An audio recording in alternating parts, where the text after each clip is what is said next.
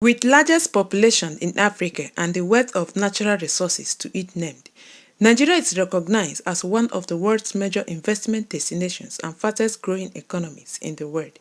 If you're planning to start a business in the education sector in Nigeria, now is the perfect time to do it.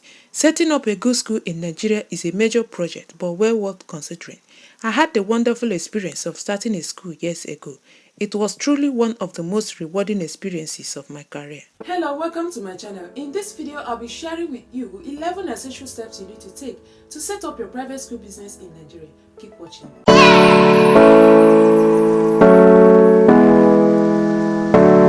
Welcome back. In today's video, I'll be sharing with you 11 essential steps you need to take to set up a private school business in Nigeria. If this is your first time of seeing this channel, I am so excited to have you here.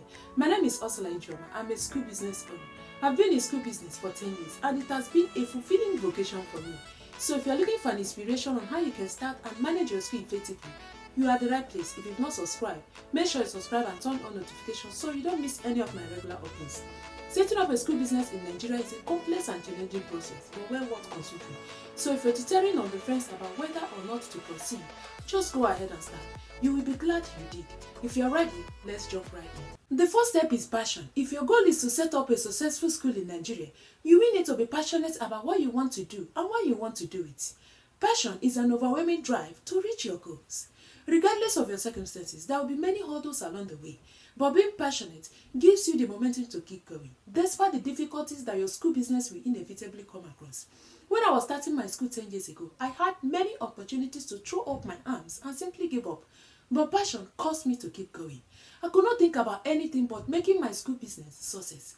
You need passion in order to succeed. The second step is to consider the possibilities. Yes, there are many kinds of schools. So before deciding on any other academic aspects of your school, you will need to explore your options. Decide if the school will be for profit or non-profit. If you would like to manage a day school or boarding school, you also need to consider the grade levels to serve.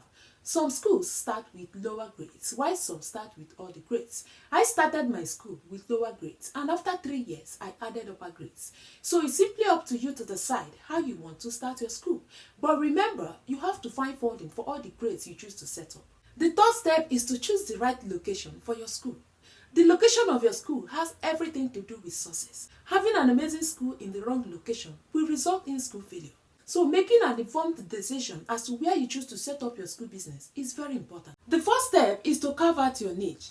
Carving out your niche is all about determining the focus of your school business and working to hone your skill set. Many schools fail because they either don't capitalize on a niche or don't provide a solution to a problem. Generally, the idea of starting a school comes when you see something wrong or improper in a particular schooling system. Then you think about it and how you would solve the problem. Once you have discovered your passion, consider the possibilities and the location. It is important you research about the problems or needs faced by your target market that have not been addressed by your competitors. Find out the kind of school they want in that area and what they really want in the school, and how your passion or interest can become a service that meets their needs. Research your competition to gain insight into their services and marketing tactics. This will help you to know their strengths and weaknesses and areas of opportunities where you can outperform them. The fifth step is to conduct your market research. Yes, to identify more areas of opportunities to turn your idea into a successful school business. It will also help you to develop new marketing strategies to convince parents that your school is worth investing in. The sixth step is to prepare your business plan. Your business plan is the blueprint of your school growth. It outlines the steps you need to take for a successful launch and continued growth.